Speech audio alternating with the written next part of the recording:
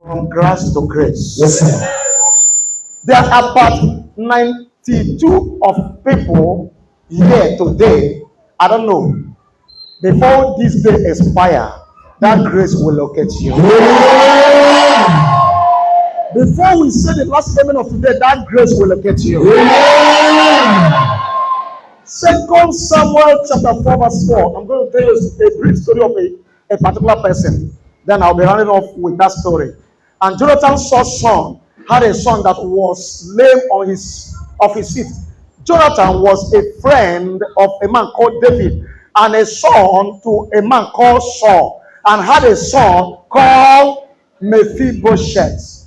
And the Mephibosheth was lame. What happened? I want to tell you what happened to his leg that he became crippled. He was 5 years old when his nanny was running for a battle to escape his life out of death, and the boy fell off from the nanny's hand, the nurse's hand, and his two legs, 5 years old, the two legs crippled. He was not walking again, 5 years old.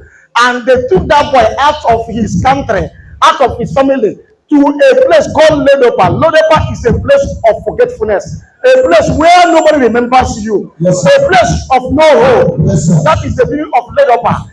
And they dumped that boy in that place. yes, and they concluded his life has ended, that he will live in the life of grass until he dies. But they never knew that when God locates you, your life of grass expired, and he turns the life of your grass to grace. Tonight is from grace, from grass to grace, from poverty to riches, from frustration to a great person. All the disappointment that have been going on in your life today, they expire. The first person to say amen. Second Samuel chapter 4 verse 4, the Bible said, and Jonathan Saul's son had a son that was lame on his feet. He was 5 years old when the tidings came of Saul and Jonathan out of Jezreel. Verse 4 of 2 Samuel chapter 4 verse 4. And his nurse took the boy up in 5 years old and fled to secure the life of that boy. And it came to pass, as she made haste to flee, she was running to flee so that the battle will not get the boy, that he fell. The boy fell, a boy of 5 years old, and became lame, became crippled. He couldn't walk again. And his name was Hood. His name was what? Mephibosheth. Say, I hear. And the Bible said, if you read it very, very well, they took that boy to a place called Lodebar and dumped that boy there.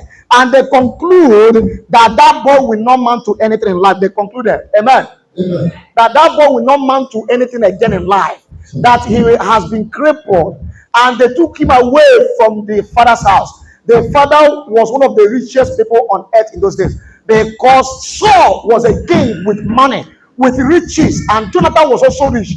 Instead of keeping that boy back to their place where he will be eating the things of the father and the grandfather, they took him away from his source of his greatness, where he will enjoy life.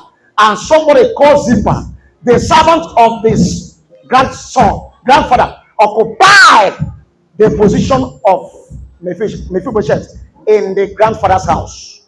Ziba, a servant, occupied the position of who? Mephibosheth.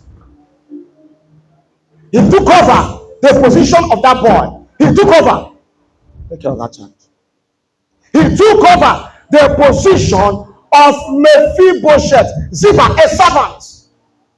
And they thought that the life of that boy will remain useless. I don't know who have in mind that your life will become useless until you die.